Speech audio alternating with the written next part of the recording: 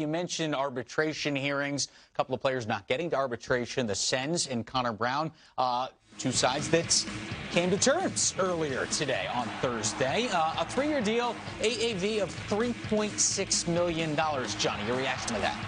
Really happy for Connor Brown personally. I know him a little bit from being around Toronto, and he's a really solid teammate, a solid player. Not flashy, not spectacular at any one thing, but does a lot of little things right. He plays big minutes.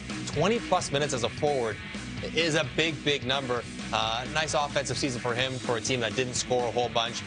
And so I like Ottawa committing a few years to him. Not too many, but enough at a number that is palatable. If he plays in your top 6, then that's probably a bargain if he gets 45 or 50 points. If, as your team gets better in Ottawa, he slides down the roster, that's okay as well. And he's not going to hurt you too much in a couple of years making $3 million on your third line if you happen to have a couple of the youngsters develop and leapfrog him and push him down the roster. He's a versatile enough player that for this contract, he will give you value even if he's not playing on the first line. He's never going to get you 70. He's never going to get you 35 goals. But he will help your team win. He will help your coach and your culture and young guys and being professional. So a lot to like for having him on your team, and the number makes sense as well. Do you like where this team is heading, at least in the direction that we've seen so far this offseason, bringing in guys like Matt Murray, re-signing a guy like Connor Brown? Where is this team heading?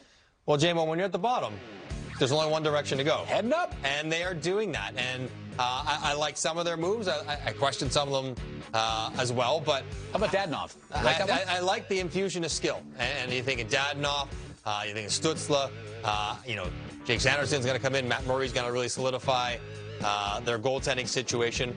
And as they try to grow with younger players, Brady Tkachuk, Shabbat being a couple of them, Stützle, Sanderson, Josh Norris, they have a whole bunch. They have a handful of prospects, and they don't need every one to pan out, but they need several of them. And if that happens, they'll drastically improve their skill. I'm still concerned about their defense. I think they have Shabbat, and they got a whole bunch of other guys that maybe need to be upgraded over time. Sanderson will be part of that movement eventually, probably not this year or maybe not even next, but he'll get there. But the forward group, you can see the possibilities, if it works out well, that could be pretty dynamic. And if Matt Murray recovers and gets back to the form he had for most of his career, then they're solid in net. So building blocks are starting to fall into place. They're not going to be there just yet. How quickly are they competitive? I still think they're probably a couple years away because they need to have this draft class mature and get in the lineup and be contributors, and probably one more draft class mature and become contributors.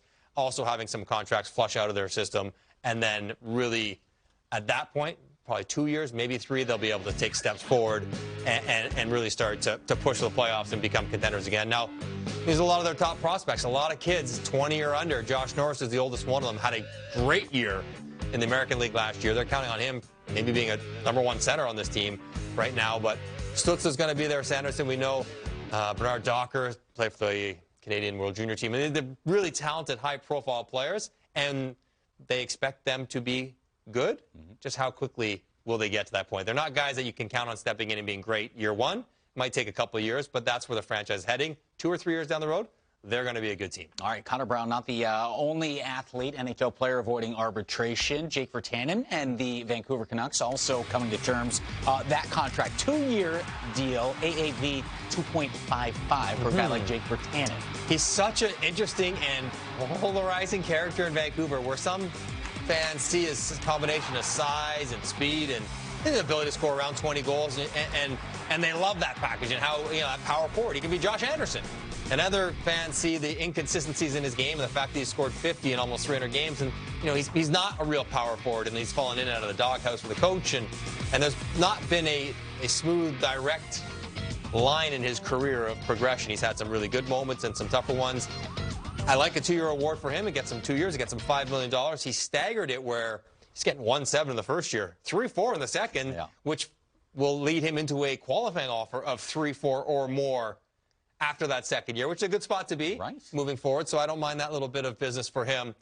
And it allows him a couple more years to play in the NHL and to find that level of consistency, because he does a lot of things better than most NHL forwards. He can shoot the puck better.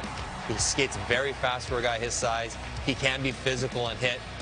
And those are attractive physical attributes that he has.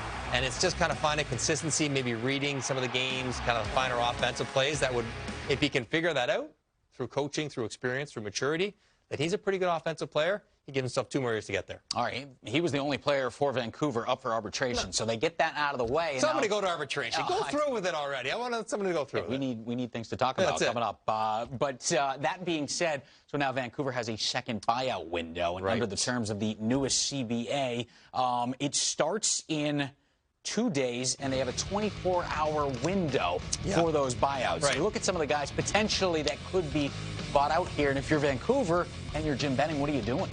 Well, you're trying to clear out cap space because you probably still see quite a few good players on the market you can get at good rates. Sven Baertschi didn't play on the team last year. He was in the minors most of the year.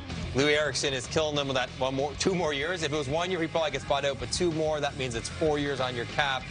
Those are numbers you don't want to see. But if Vancouver is still trying to take steps from where they were this past season and winning around the playoffs and kind of getting the excitement of that young core, even though they lost Markstrom, are there players that could help them out there if they had cap space to replace some of the things that they lost in this offseason?